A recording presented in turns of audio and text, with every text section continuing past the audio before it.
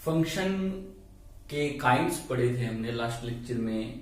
One one function, onto function, many, into and ये सब पढ़े थे, जिसमें मैंने आपको एग्जांपल्स के साथ ये सब बता दिए थे। Domain, codomain, range. जो बच्चे पहली बार वीडियो देख रहे हैं वो पीछे वाली वीडियो जाके देख लें। ठीक है, आज का टॉपिक है how to check the given function is one one और नॉट। कैसे चेक करें कि कोई गिवन फंक्शन वन वन है या नहीं है। ठीक है, there gonna be 3 methods. 3 method इसके होने वाले हैं और उसमें से जो बुक में है वो हम चेक करेंगे, वो भी करेंगे। बुक में है एक मेथड और 2 बुक में नहीं है, लेकिन वो आपको एक आइडिया देंगे कि वन वन फंक्शन होता क्या है। ओके, उसके बाद में हम चेक करेंगे how to check the function is onto और नॉट ऑन टू। साथ में चेक करेंगे factors affecting nature of functions. ठीक है, एंड साथ में चेक करेंगे ऐसा फंक्शन जो वन वन भी है, ऑन टू भी है, उसे क्या कहते हैं। ठीक है, तो चलिए वीडियो।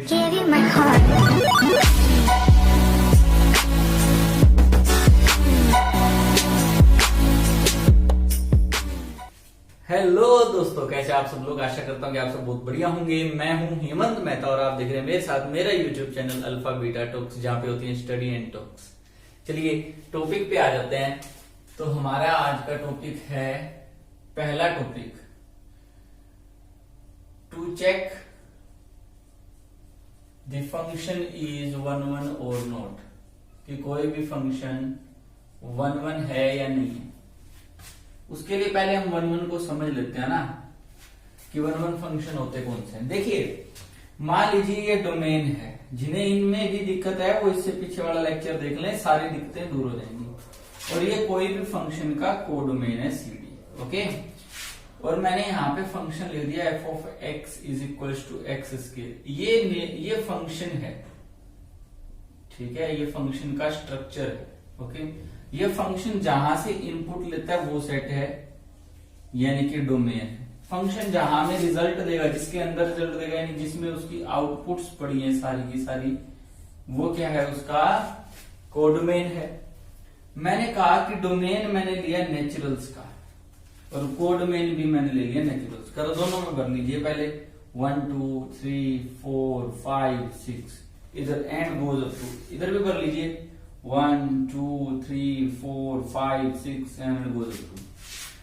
पहले फंक्शन में मैंने 1 को इनपुट कराया, यानी x की जगह मैंने क्या भरा, 1। जैसे x की जगह 1 भरा तो f ऑफ 1 का मतलब ये हो गया कि 1 का स्क्वायर कर दो। 1 का स्क्वायर मतलब 1।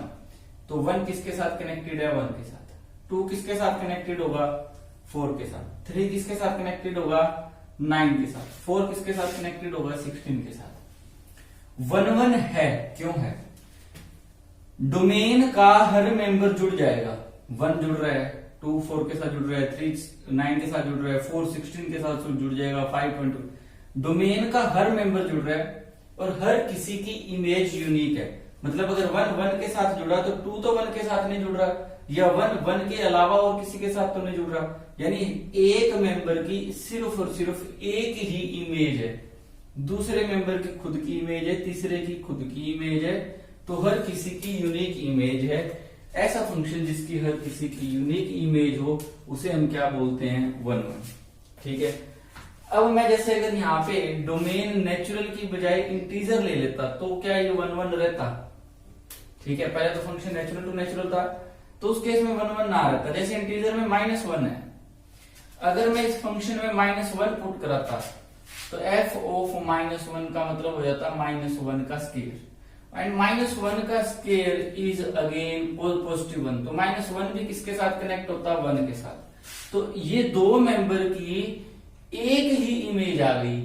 तो यूनिक तो नहीं, यूनिक होती तो इसकी लगाती, इसकी लगाती, लेकिन यहाँ पे किन्हीं 2 की इमेज क्या आ गई, 1। तो ऐसे फंक्शन को वन वन नहीं बोलते। ये फंक्शन कैसा हुआ, किन्हीं 2 की एक इमेज है, तो ये हो गया मैनी टू 1, कईयों से एक पर गया ना। ओके, तो ये हो गए फंक्शन वन वन की डेफिनेशन। अब हम चेक कैसे करेंगे कि फंक्शन वन वन है या नहीं है। ओके, तो उसके लिए आप 3 मेथड पढ़ेंगे। कौन कौन से वो मेथड हैं वो देख लेते हैं। मेथड नंबर फर्स्ट, जिसे मैं नाम दे रहा हूं पॉइंट मेथड। ठीक है, पहला मेथड कौन सा है? Point method. दूसरा मेथड है हॉरिजॉन्टल लाइन मेथड। दूसरा मेथड कौन सा है? Horizontal line method. तीसरा है by derivative. By derivative. Okay, तो पहले हम डिस्कस करते हैं पॉइंट मेथड की, फिर हम डिस्कस करेंगे हॉरिजॉन्टल लाइन मेथड को, एंड फिर हम डिस्कस करेंगे बाय डेरिवेटिव। पहले पॉइंट मेथड। देखिए, मान लीजिए डोमेन में से कोई दो मेंबर हम ऐसे लेके चले, जैसे मान लिया एक मेंबर पड़ा है x1 नाम का, एक x2 नाम का, और fx लगता है। fx लगता है तो यानी कि x1 इसमें इनपुट होगा, x2 भी इनमें इनपुट होगा, राइट। तो यहां पे उनकी इमेजेस पड़ी हैं, और इमेजेस मैंने मान ली y1, x1 की इमेज मैंने मान ली y1 या x2 की, इस तरह से मतलब इमेजेस पड़ी हैं। इधर तो डोमेन है, उधर कोड डोमेन है। मतलब कि मैंने ये मान के चला कि अगर इन दोनों पॉइंट्स की इमेज सेम हो जाए, पॉइंट मेथड में हम दो पॉइंट लेकर चलेंगे, हम दो पॉइंट लेकर चलेंगे। क्या करेंगे? हम दो पॉइंट लेकर चलेंगे, किसमें से? डोमेन में से। एक बात समझ लेते हैं, डोमेन में से इस तरह के और इस तरह के ज्यूम करेंगे कि उनकी इमेज सेम है। उनकी इमेज क्या होगी? सेम है। और यह सिर्फ तभी पॉसिबल होना चाहिए, अगर हमने ऐसा ले लिया तो, यानी और यह सिर्फ तभी पॉसिबल होना चाहिए, सिर्फ तभी पॉसिबल होना चाहिए जब दोनों पॉइंट भी सेम हो। जब दोनों पॉइंट भी सेम हो। ओके, जैसे मैं आपको एक एग्जांपल बता रहा हूं अभी के।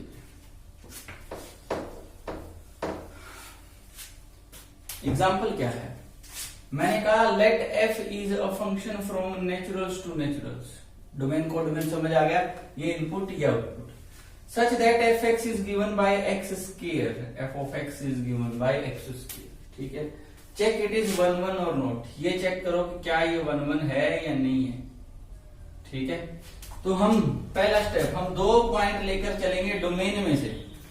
तो लेट कर लेते हैं x1 and x2 belonging to domain natural, और ये नेचुरल कौन से वाला लिया मैंने? डोमेन वाला। सच दैट हमने इस तरह के लेके चलने हैं कि उनकी इमेज सेम है। x1 की इमेज क्या है? जब x1 पे कौन लग जाएगा? fx1। और x2 की इमेज कौन है? f of x2। ये दोनों सेम है। ये इमेज कैसे है? जैसे मैंने बोला f of x किसका है? किसके इक्वल है? x स्क्वायर के। तो f of 2 किसके बराबर है? 2 का स्क्वायर ना। 2 का स्क्वायर कितना हो गया? 4। लेकिन वो किसके बराबर है? 4। 4 किसके बराबर है? f2 के। अब 4 क्या थी? 2 की इमेज थी कौन? 4। लेकिन 4 है किसके बराबर? f2 के। इसलिए मैंने 4 लिखने के बजाय f of वो पॉइंट लिख दिया। तो जैसे x1 डोमेन में है तो उसकी इमेज कौन है? f of x1। समझ लो। अगर ऐसे नहीं समझ आती तो यहाँ पे अगर x1 x2 पड़े हैं तो यहाँ पे पड़े होते हैं x1 पे जब f लग चुका, x2 पे जब f लग चुका। ठीक है, हम दो पॉइंट लेकर चलेंगे डोमेन में से इस तरह के कि उनकी इमेज सेम है। उनकी इमेज सेम है। ठीक है, सच दैट लेके ऐसे चलने हैं। पर अगर वो 1 1 है, अगर वो 1 1 है, जैसे मैंने कह दिया x1 x2 दो पॉइंट हैं पर उनकी इमेज सेम है, ये और ये सेम है, यानी कि ये दोनों सेम है। f की x1 वैल्यू, f की x1 पे भी वैल्यू और f की x2 पे वैल्यू सेम है। पर ये सिर्फ तभी होना चाहिए जब ये दोनों पॉइंट सेम हो, क्योंकि अगर दोनों अलग अलग हुए तो 1 1 होने के लिए दोनों की इमेज भी क्या होनी चाहिए? अलग अलग। पर अगर हम ये बोल रहे हैं कि दोनों की इमेज सेम है तो ये सिर्फ और सिर्फ तभी पॉसिबल होना चाहिए जब ये दोनों क्या हो? सेम हो, ठीक है। तो हमने अगर उनकी इमेज सेम ऐसा लेके चले तो यह सिर्फ तभी पॉसिबल होना चाहिए जब दोनों पॉइंट भी क्या हो, सेम, ठीक है। तो दोनों पॉइंट को सेम प्रूव करते हैं। तो आप f की x1 पे वैल्यू f x स्क्वायर के इक्वल है तो f ऑफ x1 क्या होगा, x1 square, f of x2 किसके बराबर आ जाएगा, x2 स्क्वायर। स्क्वायर से स्क्वायर कभी नहीं काटना, इधर लेके आना है। तो x1 square minus x2 square बराबर क्या, किसके बराबर आएगा, 0 के, राइट। तो ये हो गया x1 माइनस में x2 इंटू में x1 प्लस में x2 इज इक्वल टू 0। अब या तो ये 0 है, now either x1 minus x2 is equal to 0 और या x1 plus x2 is equal to 0।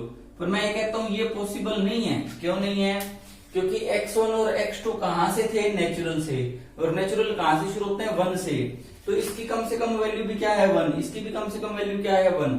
तो 1 प्लस 1 2 हो सकता है, कम से कम 0 तो हो नहीं सकता।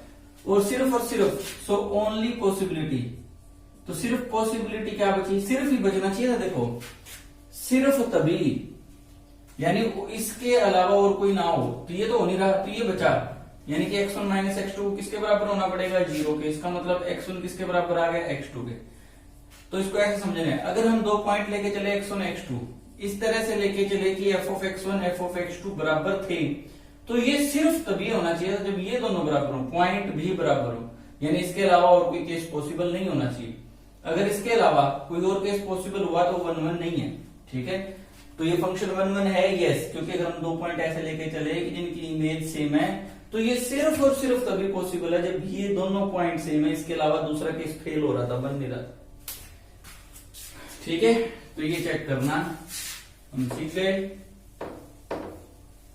अब अगर देखें इसको हम लिखें पॉइंट मेथड को, टू डेराइव, इस तरह से डेराइव करना है इसको, हमें fx1 बराबर लेके चलने हैं f ऑफ x2 के, ठीक है।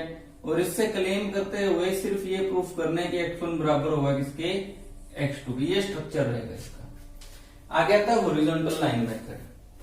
इसमें आप ग्राफ बनाएंगे, इसमें आप क्या बनाएंगे, ग्राफ, ठीक है। जैसे मैंने कह दिया कि साइन x का ग्राफ बनाओ, तो साइन x का ग्राफ, इधर x है, इधर उसकी वैल्यू है साइन की, यहां पे वैल्यू 0, यहां पे मैंने लिख ली 1/√2 एंड यहां पे लिख लेते हैं अपन, कितने लिखे हैं, 1/2 लिख लें, 1/2 लिख लो, या 1/2 छोड़ो, ये लिख लो।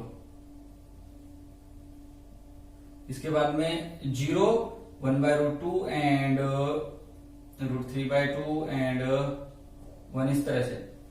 हमें पता है साइन का ग्राफ कैसे बनता है, 0 यहां पे मैं लिख रहा हूं π/4, यहां पे लिख रहा हूं मैं π/4 के बाद π/6, यहां पे लिख रहा हूं मैं ये देखो, सॉरी π/6 इधर आना, छोटा एंगल है ना, इसको ऐसे लिखते हैं π/6 π/4 π/2 एंड आगे फिर और वैल्यूज। तो साइन 0 पे क्या रिजल्ट देता है, 0, π/2 पे क्या रिजल्ट देता है, 1, π/2 पे क्या रिजल्ट देता है, वो 1, फिर वो दोबारा डिक्रीज करता है ना, इस तरह से। तो इस तरह से डिक्रीज कर जाएगा, जहां पे भी जाएगा चला जाएगा।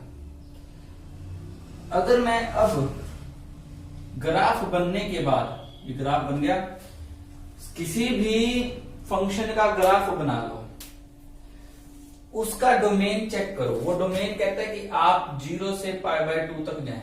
कहां तक जाएं, 0 से π/2 तक। तो 0 से π/2 ये ग्राफ है, इतना इतना, बाकी सारा ग्राफ भूल जाओ।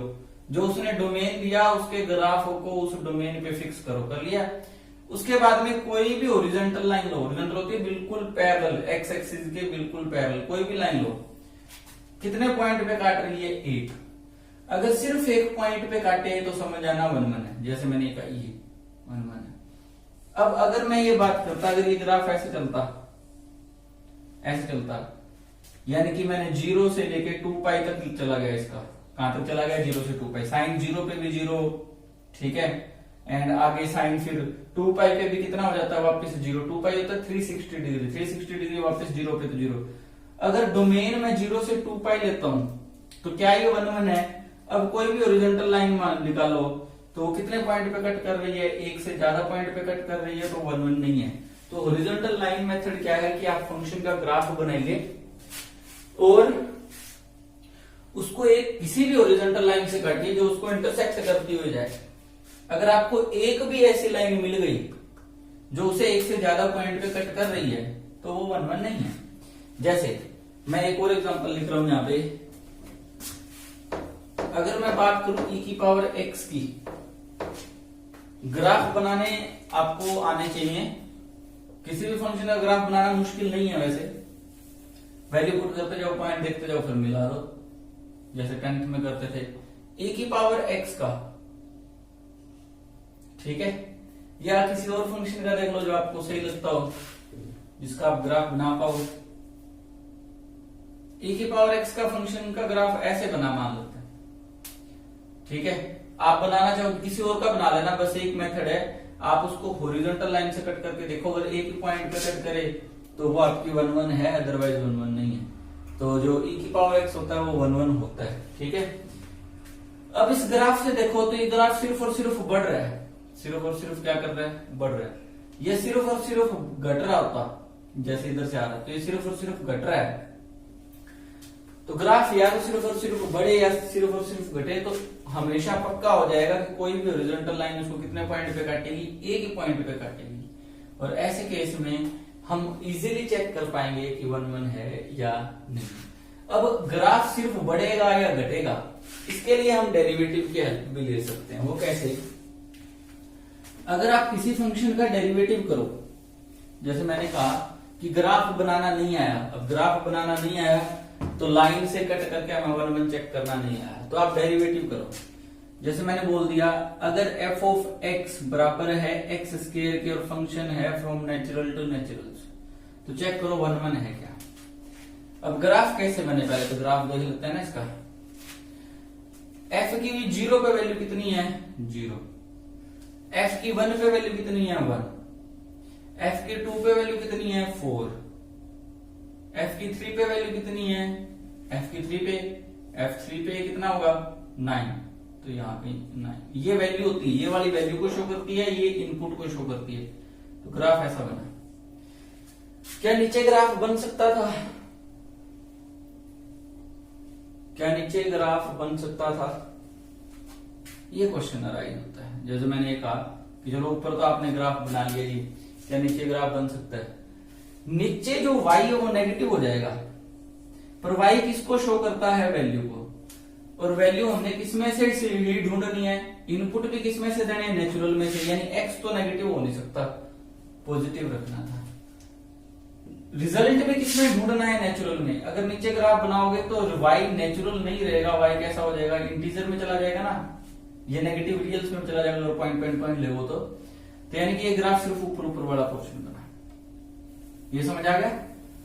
तो ये तो वैल्यू थी 0 पे, ये 1 पे वैल्यू है, और ये वैल्यू है 2 पे, और ये वैल्यू कितने पे है, 3 पे। ये ग्राफ बन गया। अब इस ग्राफ को नेचुरल टू नेचुरल जाओगे तो आगे आगे बढ़ता ही जाएगा, ये ऑब्वियस बात है, सिर्फ इंक्रीज, कहीं पे भी घटेगा नहीं। तो हॉरिजॉन्टल लाइन से काटोगे, कोई भी हॉरिजॉन्टल लाइन ले लो, ज्यादा से ज्यादा इस ग्राफ को कितने पॉइंट पे काटेगी, 1 पॉइंट पे। तो 1 पॉइंट पे काटेगी तो कैसा हो जाएगा, 1 1 हो जाएगा। लेकिन मान लेते हैं ये तो ग्राफ बन गया, ग्राफ ना बनाना आए तो आप इसका डेरिवेटिव कीजिए। f dash x, x square का डेरिवेटिव क्या होता है, 2x। अब इसका नेचर चेक कीजिए डोमेन पे, ठीक है। If x is from natural, अगर x कहां से लिया जाए, नेचुरल से, तो इसकी कम से कम वैल्यू क्या आएगी, f डैश 1 पे हो जाएगी ना, क्योंकि x नेचुरल में से, और नेचुरल कम से कम क्या होता है, 1। तो 2 इंटू 1, तो इसकी वैल्यू क्या आएगी, 2। अदरवाइज इसकी वैल्यू क्या आएगी, 2 से तो बड़ी होगी, क्योंकि या तो 2 फुट होगा तो 4 3 फुट होगा। इसका मतलब f डैश x जो है ना, वो कम से कम 2 देगा या 2 से ज्यादा वैल्यू देगा। तो यानी कि f डैश x हमेशा कैसा नंबर है, पॉजिटिव। अगर पॉजिटिव है तो वो इंक्रीजिंग ग्राफ देगा। कैसा ग्राफ देगा, इंक्रीजिंग। सिर्फ और सिर्फ ग्रेटर है, इक्वल भी नहीं है, क्योंकि कम से कम तो 2 से शुरू हो रहा है, तो 2 तो बड़ा ही होता है 0 से, तो 0 से तो बड़ा ही रहता है, तो वो स्ट्रिक्टली इंक्रीजिंग है, सिर्फ और सिर्फ बढ़ रहा है। और अगर सिर्फ और सिर्फ बढ़े, ग्राफ सिर्फ और सिर्फ क्या बढ़े, बढ़ता ही चले, तो उसको लाइन कितने पॉइंट पे काटेगी, एक ही पॉइंट पे, उस केस में भी वो क्या हो जाएगा 1। यानी ग्राफ हमें हॉरिजॉन्टल लाइन मेथड को यूज करने का आइडिया रहता है। अगर डेरिवेटिव की वैल्यू किसी भी डोमेन के लिए सिर्फ लेस देन 0 आ जाती तो वो स्ट्रिक्टली डिक्रीजिंग होता, उस केस में भी एक ही लाइन पे कट करता, जैसे ये है, ये घट रहा है सिर्फ टाइम के साथ साथ, ठीक है, तो घट रहा है तो भी एक केस में, समझ आ गई बात। तो स्ट्रिक्टली इंक्रीजिंग या स्ट्रिक्टली डिक्रीजिंग, ओके। हमारे कौन सा चलेगा, हमारे ये पॉइंट मेथड चलेगा, जो सबसे पहला मेथड है कि कोई भी फंक्शन 1 1 है या नहीं है। तो एक्चुअल में फंक्शन को चेक करना कि वो 1 1 है या नहीं है, उसके 3 मेथड्स हैं। कौन कौन से, पॉइंट मेथड जिसमें हम 2 पॉइंट लेकर चलेंगे डोमेन में से और इस तरह से लेके चलेंगे कि f की x1 पे भी वैल्यू और f की x2 पे वैल्यू भी सेम लेके चलेंगे। लेकिन ये सिर्फ तभी ट्रू होना चाहिए, ये सिर्फ तभी ट्रू होना चाहिए जब x1 भी बराबर आ जाए किसके, x2, यानी वो दोनों पॉइंट से। यानी अगर किन्हीं 2 पॉइंट की, ये दोनों पॉइंट्स की इमेजेस हैं, अगर किन्हीं 2 पॉइंट्स की इमेजेस सेम लेके चले तो ये सिर्फ तभी पॉसिबल होना चाहिए जब दोनों पॉइंट्स भी क्या हो, सेम। सिर्फ ये ध्यान रखना, इसके अलावा कोई और पॉसिबिलिटी। चलिए नेक्स्ट टॉपिक देखते हैं, factors affecting nature of functions. कौन कौन से फैक्टर्स जो हैं वो इफेक्ट करते हैं फंक्शन के नेचर को।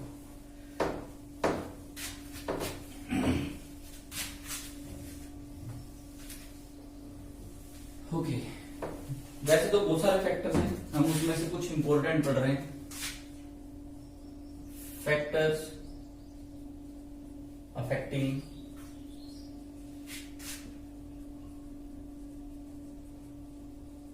Nature of function.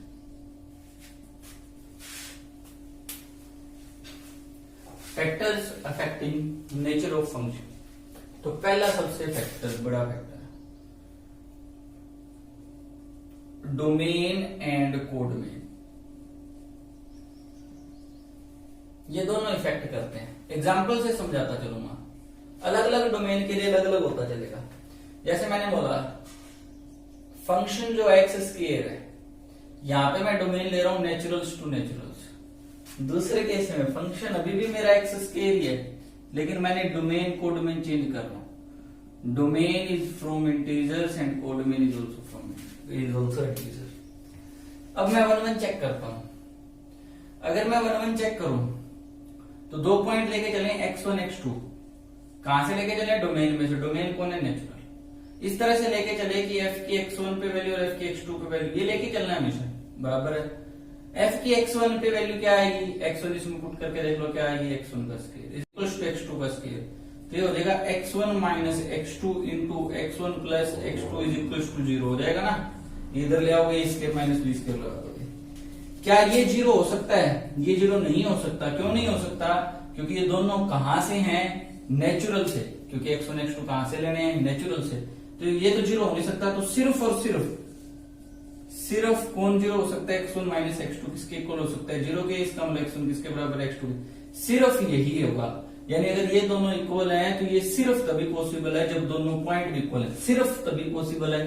तो ये 1 1 है। लेकिन क्या इसमें देखते हैं, इसमें हम 2 पॉइंट लेके चलेंगे x1 x2। कहां से लेके चलेंगे, इंटीजर में से, सच दैट इस तरह से लेके चलेंगे f of x1 बराबर है किसके, f of x2 के। यानी x1 स्क्वायर बराबर है किसके, x2 स्क्वायर के। यानी x1 minus x2 into x1 plus x2 is equal to 0। अब ये भी 0 हो सकता है। क्या ये 0 हो सकता है, ऑफकोर्स हो सकता है, क्योंकि ये नेचुरल में से नहीं है। इस बार वो कहां से है, इंटीजर में से। कोई भी 2 पॉइंट, तो x1 को अगर मैं ये ले लूं, x1 को ले लिया 2, तो और x2 को ले लूं मैं -2, x2 को क्या ले लूं -2, तो हो गया ना 0। 2 -2 0, क्योंकि इन दोनों में से कोई एक 0 होना चाहिए।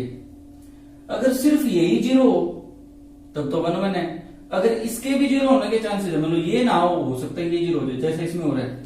x1 की जगह अगर 2 ले लें, x2 की जगह -2 ले लें, तो उस केस में ये तो 0 हो रहा है, लेकिन ये नहीं हो रहा। यानी इसके भी 0 होने के चांसेस है। यानी इसके अलावा भी कोई एक और केस है तो वो 1 1 नहीं होगा, क्योंकि सिर्फ और सिर्फ यही वाला केस होना चाहिए जो बराबर दे दे x1 और x2 को।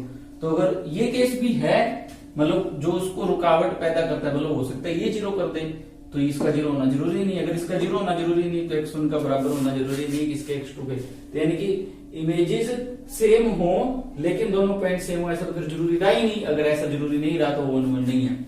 ये क्यों जरूरी नहीं रहा? क्योंकि इसका भी केस बन गया था कि ये भी जीरो हो सकता है। कब बन गया था? क्योंकि इंटीजर्स में से लिए थे। डोमेन चेंज होते ही फंक्शन के नेचर पे फर्क पड़ गया। स्ट्रक्चर दोनों में सेम है फंक्शन की, एक्स स्क्वायर, लेकिन डोमेन को डोमेन से चेंज किया। ठीक है, okay. Second factor, structure of function. Of course अलग अलग स्ट्रक्चर है तो वो अलग अलग तरीके से काम करेंगे ना। दूसरा फैक्टर है स्ट्रक्चर ऑफ फंक्शन, उस पर भी डिपेंड करता है 1 1 होना या ना। स्ट्रक्चर ऑफ फंक्शन,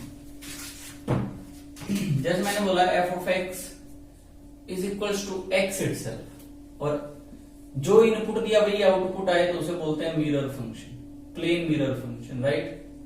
क्या बोलते हैं? Plane mirror function. और मैंने फंक्शन का डोमेन को डोमेन चूज करना है। मैंने यहां पे इंटीजर्स टू इंटीजर्स लिया, ठीक है। यहां पे दूसरा example, F of x is equals to x square, F is from integers to integers. यहां पे स्ट्रक्चर है एक्स वाला, यहां पे स्ट्रक्चर है एक्स स्क्वायर वाला। तो अगर मैं F of x 1 F of x 2 equal लेके चलूं और यहां पे बोल दूंगा कि दोनों पॉइंट मैंने कहां से उठाए हैं? डोमेन में से। एफ ऑफ x1 पे क्या रिजल्ट देगा? x1। एफ ऑफ x2 पे क्या रिजल्ट देगा? x2। ये तो सीधा ही वही बन गया। अगर ये बराबर लेके चले तो ये मिल गया तो 1 1 है। डोमेन को डोमेन पे फर्क नहीं पड़ा, डोमेन को डोमेन अभी भी। नेचर पे फर्क, स्ट्रक्चर पे फर्क डाल दिया। यहाँ पे स्ट्रक्चर एक्स का था, वहां पे एक्स स्क्वायर का है। तो 2 पॉइंट लेके चलता हूँ x1 x2 इस तरह से कि एफ ऑफ x1 बराबर एफ x2 के। अभी भी बताया भी था उस केस में ये बनता है ना x1 minus x2 into x1 plus x2 is equal to 0। तो इसमें ये भी पॉसिबिलिटी है। तो सिर्फ ये नहीं है, अगर सिर्फ ये होती इधर वाली तब तो 1 1 होता, तो इस केस में 1 1 नहीं है। तो यहाँ पे फर्क किसने डाल दिया? नेचर पे स्ट्रक्चर ने, ठीक है। तो स्ट्रक्चर भी फर्क डाल सकता है, कोड में डोमेन भी फर्क डाल सकते हैं। ओके,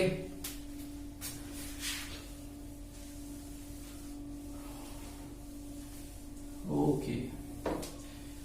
तो ये हमने पढ़ लिया factors effecting nature of function की, 1 1 रहेगा कि नहीं रहेगा। ओके गाइस, तो कुछ एग्जांपल्स 1 1 फंक्शन के चेक कर लेते हैं। एक वीडियो कल आ जाएगी +2 की, जिसमें ये फंक्शन का चैप्टर खत्म हो जाएगा।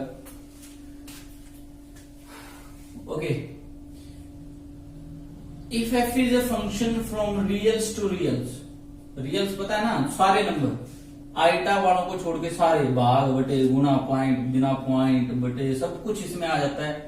सिर्फ कौन से नहीं आते, इमेजिनरी नहीं आते, उनको छोड़ के। F is a function from reals to reals defined by f of x is equal to x. Defined by 2-3 function लिख लेते हैं। X is equal to x square, f of x is equal to 2x। क्या ये 1 1 है? पहले check करते हैं। तो x1 x2 2 पॉइंट लेके चले रियल्स में से। रियल्स कैसे भी हो सकते हैं, इस तरह से लेके चले कि एफ ऑफ x1 बराबर है किसके? एफ ऑफ x2 के। पर एफ ऑफ x1 तो लगता है तो रिजल्ट क्या देता है? वही रिजल्ट दे देगा x1 बराबर किसके? x2 के। तो यानी कि प्लेन मिरर फंक्शन हमेशा 1 1 होता है। आया ना मजा कि प्लेन मिरर फंक्शन हमेशा क्या होता है? 1 1। ओके, दूसरा एक्स स्क्वायर। एक्स स्क्वायर ये वेल डिफाइंड फंक्शन नहीं है। वेल डिफाइंड क्यों नहीं है? क्योंकि ये हर बार रिजल्ट को डोमेन में देगा ही नहीं। देखो इधर भी सारे रियल पड़े हैं, इधर भी सारे रियल पड़े हैं, तो सॉरी रूट एक्स लिखना था, एक्स के तो एग्जाम्पल के लिए। तो ये वेल डिफाइंड फंक्शन नहीं है। क्यों नहीं है? देखते हैं।